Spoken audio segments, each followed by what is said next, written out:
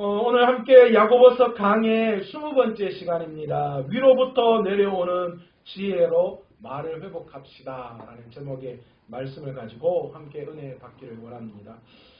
안타깝게도 셜리라고 하는 25살의 젊은 여성 연예인의 사망 소식을 지난 14일 날 우리는 접하게 되었습니다. 참 안타까워요. 이 젊은 연예인들이 여러 가지 일들 때문에 자신의 삶을 끝내는 그런 모양새들, 그리고 이런 모습들이 사실은 세상적으로 좋은 영향을 주지 않기 때문에 너무 안타깝기도 하고, 또 이번 같은 경우에는 정말 꽃다운 25살의 그 귀한 여자 연예인이 이 목숨을 끊었다. 정확하게는 아직 조사가 끝났지 않았기 때문에 알 수 없지만 그래도 자살로 추정하는 그런 지금 보도가 나오고 있는데요.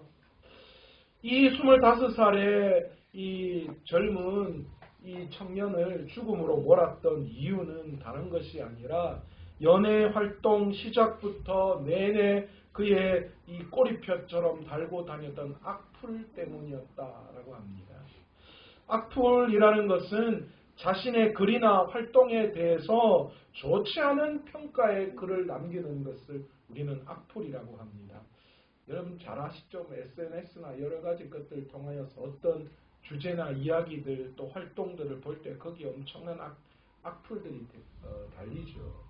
교회도 마찬가지죠. 그죠? 요즘은 교회적인 어떤 일들이 있으면 그 밑에 무슨 입에 담을 수 없는 그런 사람들의 욕들을 볼 때 어떤 경우에는 제가 스스로 저에게 이야기하는 것도 아닌데 그 악플을 보다 보면 제가 막 심장이 두근두근거리고 열이 오르락 내리락 할 경우도 있을 만큼 이런 심한 악플들이 너무나도 많이 있어요. 그런데 이 25살 꽃다운 청년의 이 생을 마감하게 했던 게 바로 이 댓글 악플 때문이었다라고 합니다. 말이라는 게 얼마나 무서운지 몰라요. 그죠? 우리가 그냥 말을 한다라고 하지만 이 말 한마디 때문에 그 젊은 청년의 삶을 끝내버릴 수 있는 그런 힘을 가지고 있는 것이 말이다라는 거예요. 어쩌면 이 말이요, 우리가 들고 있는 그런 흉기라고 이야기하는 총이나 칼보다도 훨씬 더 무섭게 작용할 때가 많아요. 그런데 여러분 아세요? 그런데 이 말이 아름답게 사용되어질 때에는 스스로 목숨을 끊으려고 자살하려는 그 처지에 있는 사람을 살려내기도 한다라는 거예요. 얼마 전이었어요. 한 청년이 자살하려고 했는데 어떤 경찰이 가서 그 경찰이 그 청년을 위로하면서 달래서 그 청년이 자살을 모면했는데요. 그런데 그 청년이 그 경찰의 그 말에 그 도움의 희망을 가지고 새롭게 시작해서 성공하지는 않았지만 그래도 그 경찰서를 찾아가서 그 형사님에게 감사 인사를 했다라는 보도를 들은 적도 있습니다. 여러분 말이라는 것은 이런 것 같아요. 너무나도 무섭게 작용할 때도 있고 또 너무나도 은혜 가운데 사람을 살려내는 일에도 사용하는 것이 바로 말이다라는 거예요. 야고보 사도는 오늘 본문 3장에 와서 바로 이 말에 대한 이야기를 어느 것과 연결시키느냐, 바로 경건한 사람이 어떤 사람인가라는 것과 연결시키고 있다라는 거예요. 진리의 말씀, 하나님의 뜻에 따라 진리의 말씀으로 우리를 낳으셨는데, 그런데 그 진리의 말씀으로 낳은 우리들은 진리의 말씀을 온유함으로 받아야 하는 사람들이라는 거죠. 그 진리의 말씀을 온유함으로 받은 사람은 어떤 현상이 나타난다라고 했습니까? 그의 삶 속에서 말하고 행동하는 것 속에 자연스럽게 그 심겨진 말씀의 능력이 드러나게 되어져 있다라는 거예요. 그게 야고보가 이야기하는 믿음과 행함에 대한 이야기예요. 어떤 공로로 구원을 받는다 이런 행함이 아니라요. 우리가 진실되게 우리 안에 심겨진 말씀을 온유함으로 우리가 그것을 받을 때에 반드시 우리의 삶에서는 뭐가 나타나요? 거기에 합당한 삶과 거기에 합당한 행동, 거기에 합당한 말이 드러난다는 거예요. 거기에 대해서 야고보가 앞에서 뭐라고 이야기합니까? 바로 그런 것이, 그런 행동은, 그런 일들이 믿음을 통하여 나타나는 것이 경건인데, 그 경건은 하나님 앞에서 정결하고 더러움이 없는 것이다. 그런 것이 경건이고, 그게 바로 심겨진 말씀을 온유함으로 받은 자들이 나타나는 삶이다라고 말씀을 드렸어요. 구체적으로 그게 뭐라고 이야기합니까? 구체적으로 고아와 과부를 그 환난 중에 돌보고, 또 자기를 지켜 세상에 물들지 않는 것, 세속에 물들지 않고 하나님의 사람으로 살아가는 것, 그것이 바로 경건이고, 그것이 내 안에 심겨진 말씀을 온유함으로 받은 자의 삶이다 라고 말씀했지요. 2장에 와서는 뭘 나타냅니까? 바로 그런 온유함으로, 우리에게 심겨진 말씀을 온유함으로 받은 사람은 그의 삶에 국률함이 드러난다라는, 바로 국률함으로 정의 내리고 있습니다. 그러면서 그 국률은 다른 말로 차별이 없는 것이고 위선적인 행동을 나타내는 것이 아니다. 우리가 그렇게 이야기했습니다. 이제 3장에 와서는 그 심겨진 하나님의 말씀을 온유함으로 듣는 우리에게 이제 뭐로 나타나야 한다고요? 우리가 말하는 것에 있어서도 그 진리의 말씀이 온유함을 통하여, 우리의 말을 통하여 나타난다라는 것을 야고보 사도가 강조하고 있습니다. 야고보서는 본문에서 먼저 이 혀가 우리에게 얼마나 중요한 역할을 하는지 설명하고 있어요. 보잘것없이 보이는 가장 작은 것 같은 이 혀지만, 그러나 이 혀가 실질적으로 우리의 삶에 전방위적으로 영향을 미치는 것이 바로 우리의 혀고 우리의 말이다. 그렇게 이야기합니다. 또 이어서 이 말하는 문제가 바로 타락한 세상과 어떤 관계가 있는지에 대해서 우리가 함께 나누어 보았습니다. 그리고 9절에서 12절 와서 말의 사용과 창조 질서, 그리고 더 넓게는 하나님의 나라의 통치와 말의 문제에 대해서 언급했어요. 그렇다면 하나님의 창조 질서를 가장 교란하고 또한 우리의 삶을 무너뜨리게 하는 바로 이런 중요한 이 말을 우리가 어떻게 바로 잡아야 할 것인가, 그것에 대해서 오늘 야고보 사도가 구체적으로 우리에게 말씀을 하고 있습니다. 문제는 말이 지혜와 지식을 동반하기 때문에 그 말이 참으로 하나님의 뜻인지 아닌지 우리가 참 헷갈린다라는 거예요.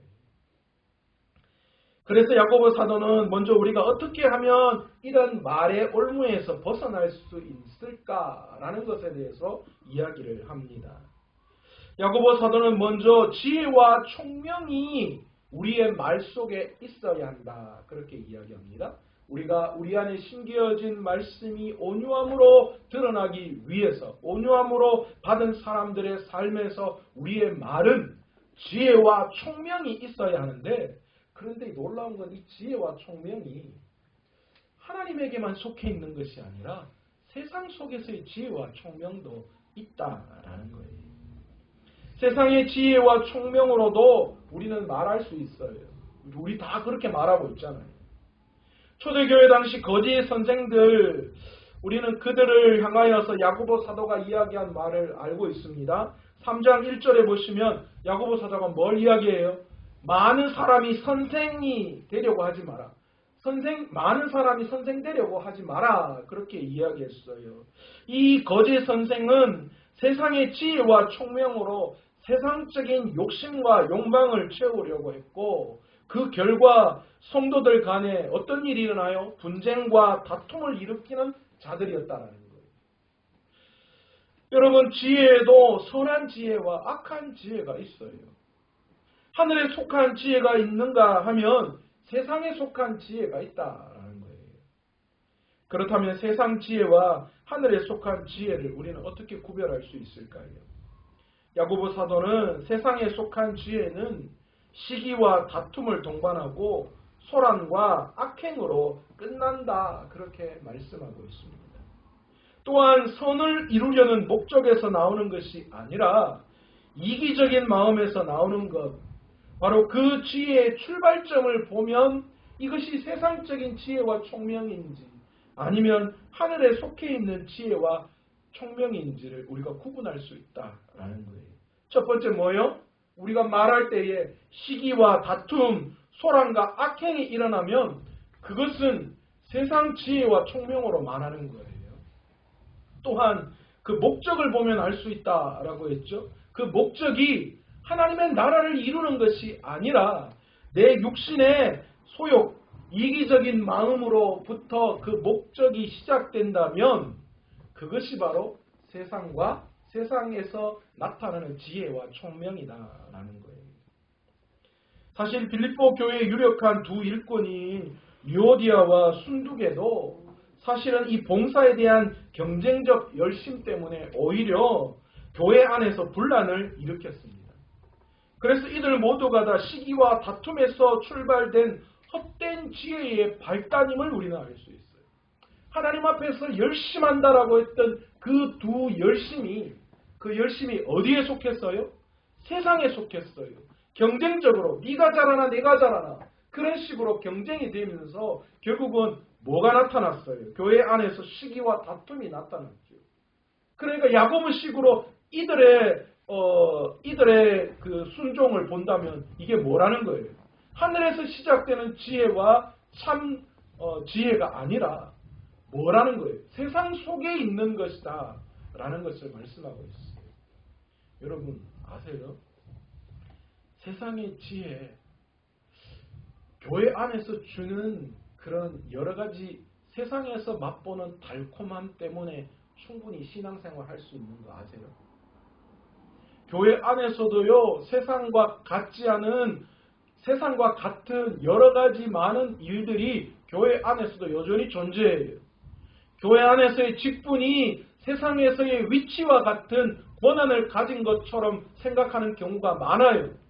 교회 안에서도 돈이 통하는 그런 일들이 있어요. 그러니까 어떻게 보면 세상적인 지혜를 가지고 교회 안에서 여러 가지 우리의 육신의 소욕과 욕망을 채우는 그런 일들도 충분히 나타날 수 있다는 거예요.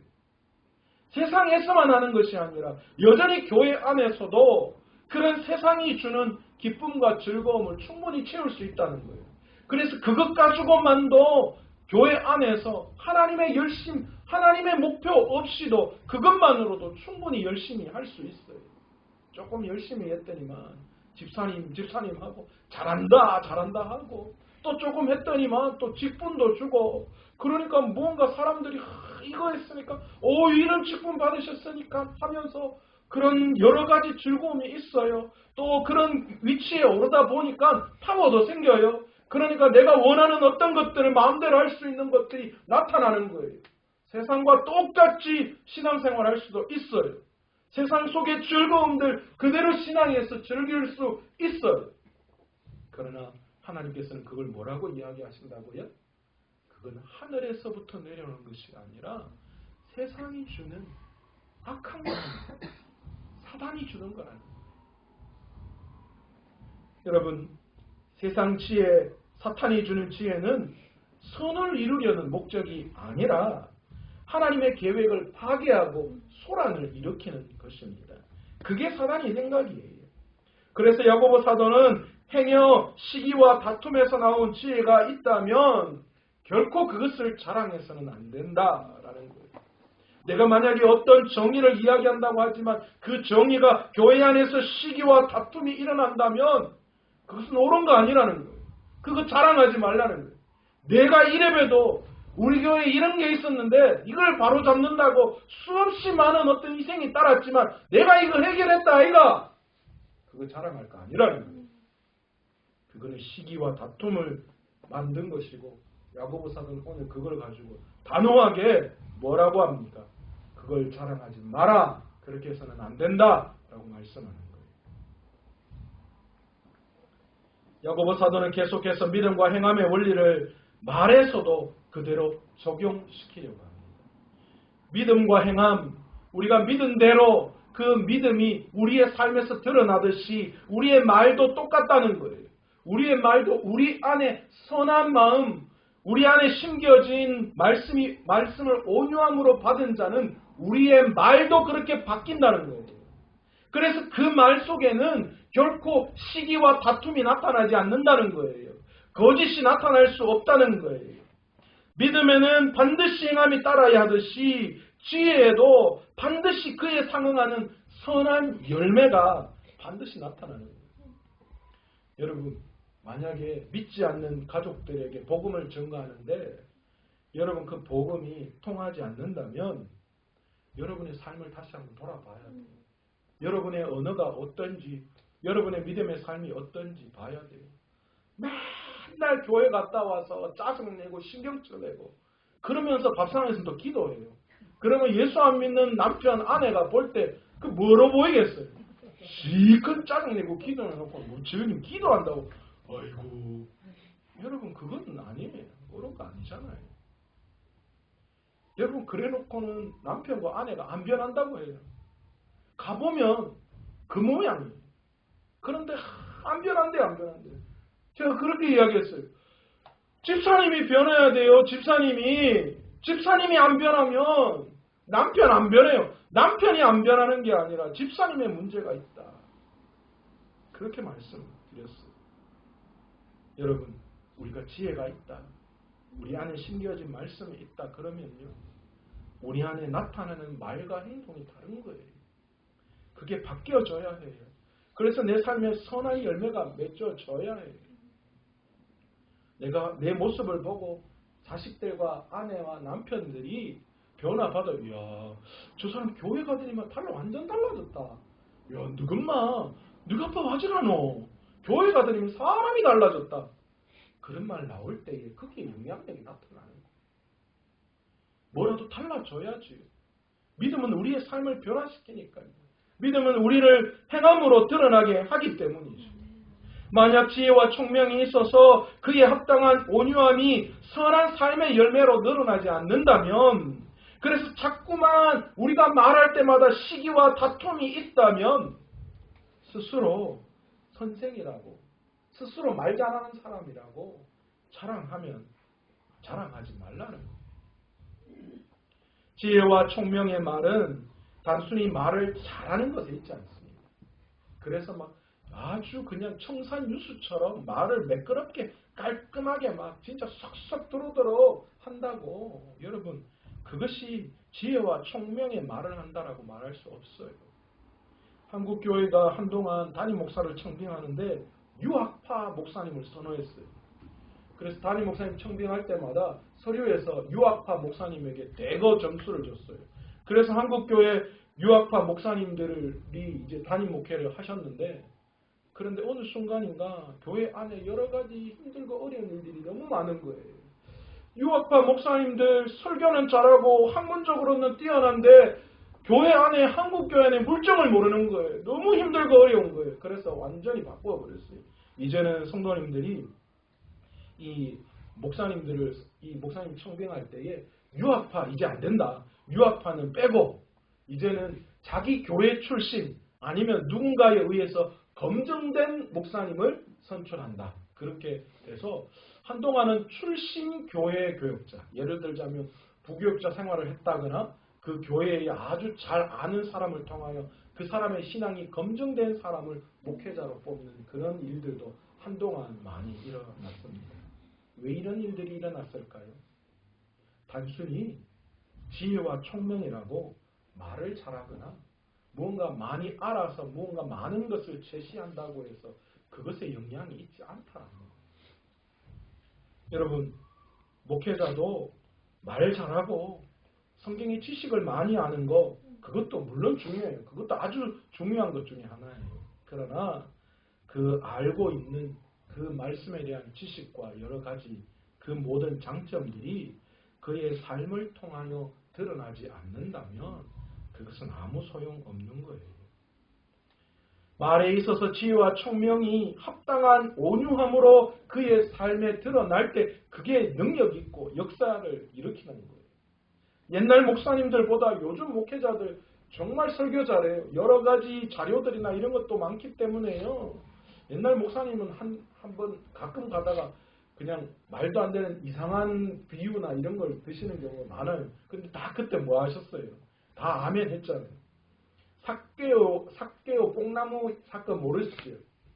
어떤 옛날 목사님이 삭개오가 뽕나무에 올라갔는데 그 삭개오의 뽕나무가 올라갔을 때 삭개오의 눈을 가리는 여러 가지 이파리가 있었다. 그런데 그 중에는 의심의 이파리가 있고 부정의 이파리가 있고 그 모든 것들을 다 꺾어내서 예수님을 만나게 되었다. 막 이렇게 설교해서 성도님 아멘 하고 막 부흥회처럼 너무너무 은혜 받으시고 그거 성경적으로 맞지 않아요. 무슨 삭개오가 뽕나무 올라왔는데 삭개오의 눈을 가리는데 그게 의심의 뽕나무 뭐 그런 것 아니잖아요. 근데 우리 다 그게 은혜 받았어요. 왜 그렇게 할 수 있었어요? 그 목사님이 말을 잘하거나 조리 있게 하거나 뭐 앞뒤가 안 맞는다 하더라도 그 목사님의 삶을 통하여 볼 때에 그 목사님의 입을 통하여 나오는 그 어떤 말씀이라도 다 순종할 만한 그의 삶이 되었던 거죠. 그래서 그렇게 아멘이 나타날 수 있죠. 오늘날 목회자들은 어떻습니까? 저를 포함해서 다 그래요. 말은 잘할 수 있지만 그러나 그 말한 대로 그 삶이 뒷받침되지 않는다면 저 또한 하늘로부터 내려오는 지혜로 말하는 자가 아니라 세상 학문적으로 말하는 사람에 불과하다라는 거예요. 정말 여러분 저를 위해서 많이 기도해 주세요. 제가 말뿐인 목사가 아니라 우리 목사님은 그래도 그대로 살아간다 여기까지는 바라지도 않아요. 제가 제 수준 아니거든요. 그런데 우리 목사님은 말한 대로 살라고 억수로 발버둥 치더라 라는 정도의 목사님 될 수 있도록 여러분 저를 위해서 많이 기도해 주셨으면 좋겠습니다. 그게 저도 살고 여러분이 사는 거예요. 야고보 사도는 계속해서 위로부터 내려오는 지혜와 총명에 대한 이야기를 합니다. 세상의 안에서 사단에게서 오는 지혜와 총명은 시비와 다툼, 거짓으로 가득 차고 그 목적이 이기적인 세상의 욕망을 채우는 것에 불과했다면 위에서부터 하늘에서부터 내려오는 지혜와 참된 총명은 무엇인가? 오늘 본문에서는 성결과 화평과 관용과 양순과 국률과 선한 열매로 가득하고 편견과 거짓이 없다. 그렇게 말씀합니다.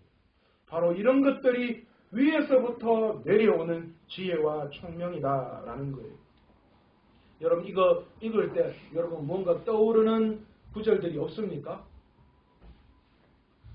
신약에 보면 뭐가 있죠? 성령의 9가지 열매 그거 떠오르시죠? 또 떠오르는 게 있을 거예요. 산상수훈 여러분 떠오르세요? 산상수훈이 뭡니까? 마음이 청결한 자는 복이 있나니 화평케 하는 자는 복이 있나니 온유한 자는 복이 있나니 떠오르지 않으세요? 위로부터 내려오는 지혜와 총명은 첫 번째 뭔 거예요? 성결해야 한다. 그렇게 말씀하고 있습니다. 하늘로부터 내려오는 것은 성결함이에요. 하늘에서부터 지혜는요. 여러분 위에서부터 내려오는 지혜는 더럽고 추한 것을 목적하지 않습니다. 여러분 우리가 지혜를 얻어서 무언가를 할 때에 우리 안에 우리의 생각을 주관하고 좌우하는 것 중에 여러분 그것이 만약에 성결하지 못하다면 여러분 결코 그것은 위에서부터 내려오는 지혜가 아닌 줄로 믿습니다. 교회가 이것 때문에 얼마나 성도들이 이것 때문에 얼마나 넘어지는지 몰라요. 하나님 앞에 기도하고 하나님 앞에 받은 지혜와 총명이라고 행하는데 그게 다들 편법이에요. 다들 잘못된 방법으로 그냥 그것을 모면하고 빨리 그것을 넘기는 게 급급한 거예요. 그래서 잘못된 그런 더럽고 추한 세상의 방법이 하나님의 방법인 양 포장되어 나타날 때가 너무 많다라는 거예요. 그런데 여러분 우리는 어떠해야 합니까? 위에서부터 내려오는 지혜는 성결한 거예요. 때로는 세상적인 방법으로 해결할 수 없다면 성결한 방법이 없다면 우리의 삶에서 참아내고 인내하는 게 하나님의 계획하심임을 우리는 알아야 해요. 아멘. 그래서 그것을 참고 인내할 때에 하나님이 해결해 주시는 거예요. 아멘. 그런데 우리는 자꾸만 다른 지혜와 총명을 찾아요. 기도해놓고 엉뚱한 것으로 가는 거예요. 세상은 목적을 이루기 위해서 수단과 방법을 가리지 않습니다. 그러나 하나님의 일은 절대 그렇지 않습니다. 하나님은 하늘의 일은 목적, 수단, 방법, 이 모든 것들을 다 보시는 분이에요. 이 모든 것들이 다 순결해야 해요. 그렇기 때문에 우리가 하늘의 지혜를 얻은 사람은 그의 삶이 성결할 수밖에 없는 거예요. 또한 위에서부터 내려오는 지혜는 화평을 추구합니다. 이 화평은 성결보다 조금 더 적극적인 의미의 단어입니다. 결국 하나님의 일은 화평을 이루어내는 것입니다. 물론 죄와 세상과의 화평을 말하는 건 결코 아닙니다. 화평하라고 해서 죄도 화평하고 세상과도 함께 손잡고 나아가라, 그런 뜻 결코 아닙니다. 진리 앞에서는 단호해야죠. 하나님의 말씀에 어긋나는 그 어떤 것들이 있다면 그 부분에 대해서는 단호함이 있어야죠. 그러나 사람과의 관계 속에서는 우리의 믿음과 말이 반드시 화평을 이루어내야 하는 겁니다. 하나님이 우리에게 언어를 주실 때 그 목적이 무엇입니까? 시기하고 다투게 하려고 우리에게 하나님이 언어를 주셨을까요? 차라리 그렇다면 하나님은 우리에게 언어나 말을 안 주셨을 거예요. 수화로 하거나 아니면 바디랭귀지로 하게 하셨겠죠. 그러나 하나님은 고등 언어를 주셨어요. 우리의 마음, 우리의 생각을 표현할 수 있는 언어를 주셨어요. 이유가 뭘까요? 그것 가지고 서로만 힘이고 뜯고 그냥 싸우라고요? 다른 사람에게 아픔을 주고 그냥 못된 말하고 저주의 말 퍼부으라고 그렇게 우리에게 언어를 주셨어요? 아니죠. 하나님께서 우리에게 언어를 주실 때는 그 언어로 자기 주장, 이익만 내세우지 말고 다른 사람을 생각하고 다른 사람을 이해하고 화평케 하게끔 하기 위해서 생명과 희생의 그 놀라운 정신을 나타내게끔 하시기 위해서 하나님께서 우리에게 언어를 허락해 주신 줄로 믿습니다. 그래서 화평을 추구하는 사람은 자기 주장과 자기 이익을 내세우지 않아요. 누가 말하는데 끼어들고 끊고 이런 분들 가만히 보세요. 어떤 분이 있습니까? 과연 그 말이 화평케 하는 건지. 나는 말만 하면 싸운다. 나는 누구하고 대화만 하면 끝이 안 좋다. 생각해 봐야 돼요. 깊이 있게. 계속해서 어떤 이야기를 할 때마다 내 생각만, 내 이야기만 계속 주장하는 사람들, 여러분 그 말이 어떤 말인지 생각해 봐야 합니다. 그렇다면 화평을 추구하는 사람은 어떻습니까? 생명을 살리는 것, 희생을 내세우는 사람, 그런 사람들이 화평을 이루는 말을 하는 사람이에요. 말만 하면 어떻게 생명을 살릴까요? 관심이 있는 거예요. 그 생명 살리는 일에 관심을 가지고 그 이야기를 계속하는 사람이에요. 어떻게 하면 내가 희생되어서 이 조직에, 이 공동체에, 이 가정에 화평을 이룰 수 있을까? 내가 조금 손해본다. 내가 조금 어떤 이야기를 할 때에 내가 손해보고 희생되더라도 기꺼이 내가 그 화평을 이루어내겠다. 그런 마음으로 말하는 사람. 바로 그 사람이 하늘에서부터 위에서부터 내려오는 지혜와 총명으로 말하는 사람인 줄로 믿습니다. 아멘, 아멘. 그리고 세 번째, 위에서부터 내려오는 지혜는 관용하는 사람입니다. 세상을 살아가다 보면 수없이 많은 이웃과의 관계 속에서 잘못을 접하게 됩니다. 때로는 나의 실수일 때도 있고요. 때로는 타인의 실수일 때도 있고, 때로는 어쩔 수 없는 그런 여러 가지 환경 때문에 실수가 나타날 때도 있습니다. 이럴 때 진정 우리에게 필요한 게 무엇이라고 생각하십니까? 무엇으로 여러분은 화평을 이루어 나갈 수 있을까요? 참된 위로부터 내려오는 지혜는 이웃의 실수나 잘못으로 인해 그 마음이 옹졸해지는 것이 아니라 관대해지는 것입니다. 그것이 바로 관용입니다. 어떤 잘못이 있을 때에 아이고 그럴 줄 알았다. 그래 내가 네 하는 거 보니까 딱 그렇더라. 그게 아니에요. 네가 해가지고 이래 됐잖아. 그런 말 아니에요. 그래 실수할 수도 있지. 잘못할 수도 있지. 그렇게 타인과 환경 속에서 그 그 모든 것들을 너그럽게 받아줄 수 있는, 옹졸한 마음이 아니라 관대한 마음으로 받아줄 수 있는 것, 그것이 관용의 말이라는 겁니다.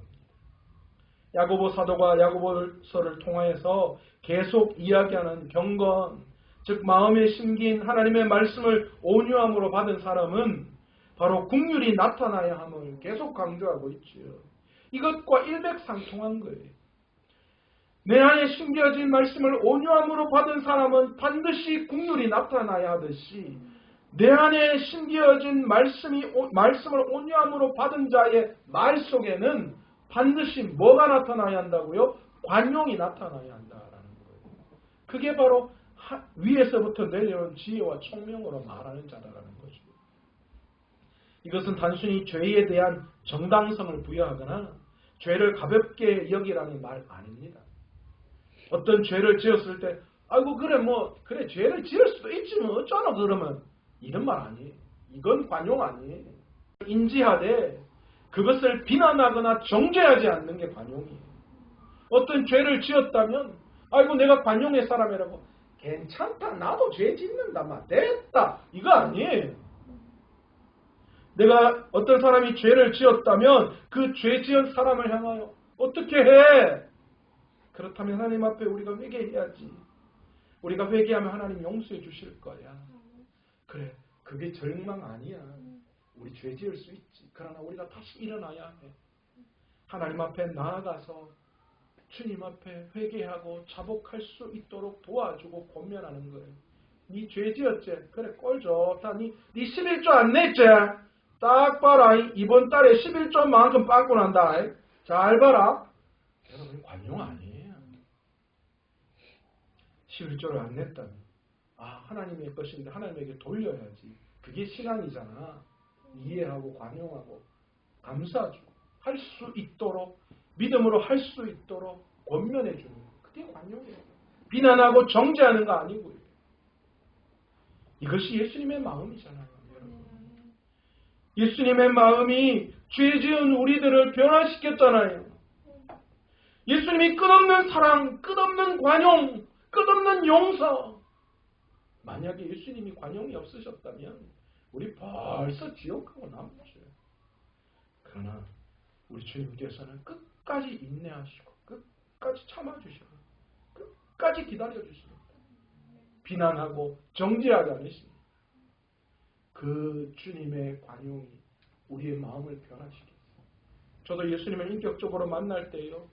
주님이 제 마음에 찾아왔는데 제 마음이 감당할 수가 없어요. 왜요? 주님 저는 죄인인데 저 같은 사람을 왜 찾아오셔서 저를 사랑한다라고 말씀하십니다. 주님의 말씀 앞에 저는 정말 죄인인데 어떻게 하나님이 저 같은 사람을 사랑한다라고 말씀하실 수 있고 저 같은 사람을 위해서 예수 그리스도가 이 땅에 오셔서 저의 죄를 지실 수가 있는 겁니까? 끊임없이 우리 주님은 우리를 사랑하고 이해하시고 관용으로 이끌어 주시는 줄로 믿습니다. 위로부터 오는 지혜인이 관용은 세상 속에서 그리스도인의 영향력을 드러내는 너무나도 좋은 덕목 중에 하나예요. 우리 그리스도인들이 오늘날 왜 우리가 서 있는 그 자리에서 영향력을 발휘하지 못합니까? 관용이 없었어요. 그리스도인이 이 관용의 덕목에 있으면 내가 그리스도인이라는 그 사실에 대한 영향력이 우리 주위 이웃에게 가는 거예요. 교회 앞마당에 주차하니까 차 볼 때마다 왜 여기 주차하세요? 교회 땅인데 나가세요. 지금 실질적으로 그렇잖아요.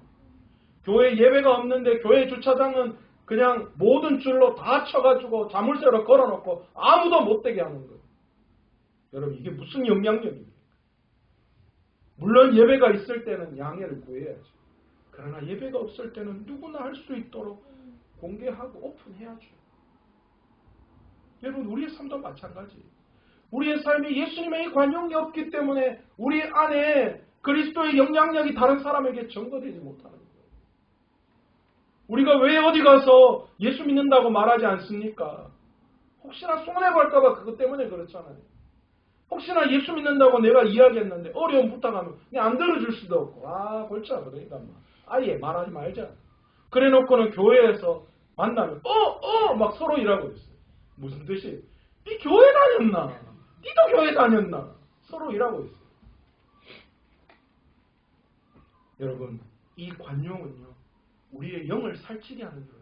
아멘, 아멘. 이 관용은 우리의 삶을 풍요롭게 하고 풍성하게 하는 거예요. 아멘, 아멘. 여러분, 우리의 삶에서 예수님의 이 관용의 마음을 품을 때에 주님이 허락해 놓으신 그 사랑의 위대함을 통하여 우리가 영이 살찌고 우리의 마음이 풍요로울 수 있는 거예요. 저와 여러분 모두가 다 바로 이런 은혜를 누릴 수 있는 저와 여러분 되시기를 원합니다. 아멘, 아멘. 나머지 몇 개는 시간이 너무 많이 가서 다음 주에 하도록 하고요. 말씀을 맺겠습니다. 여러분, 우리의 말도 세상 지혜와 총명이 아니라 위로부터 내려오는 지혜와 총명으로 온유함이 우리의 말 속에 반드시 나타나요. 아멘, 아멘, 아멘. 여러분, 우리 교회가 잘 될 때에 뭐 중요해요?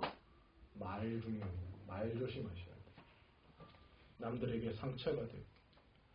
내 기준 아니고요. 여러분, 다른 사람 기준으로 내가 말할 수 있어야 돼요. 어이구, 목사님, 나는 그런 말 하나도 안 했는데요. 들어보면 다른 사람 입장에서 엄청 기분 나쁠 수 있어요. 그러니까 내 기준이 아니야. 하나님 기준으로 말 조심해야 돼. 그 말 조심하려면 위에서부터 내려오는 지혜와 총명으로 하나님의 말씀을 하는 온유한 말이 내 삶에 나타나야 하는 줄로 믿습니다. 아멘, 아멘. 결국 어떤 경우에도 우리의 말로 인하여 시기와 다툼이 나타나면 안 되고, 어떤 경우에서도 그 어떤 목적을 이루기 위해서 어떤 거짓말이나 그 어떤 것들이 나타나서는 안 되는 거죠. 정직히. 그렇게 할 때 때로는 어렵겠죠. 힘들겠죠. 그러나 그 모든 힘들고 어려움은 하나님이 갚아 주신다. 아멘, 아멘. 그게 우리가 믿는 복음의 능력이에요. 오늘 저와 여러분 모두가 다 바로 그런 온유함을 이루어내는 하늘의 언어로 말할 수 있는, 하늘에서 내려온 지혜와 총명으로 우리의 언어 생활을 바꾸어 놓아서 죽이는 말 아니라 살리는 말할 수 있는 저와 여러분 되시기를 간절히 축원합니다. 오늘 이 시간 말씀을 생각하시면서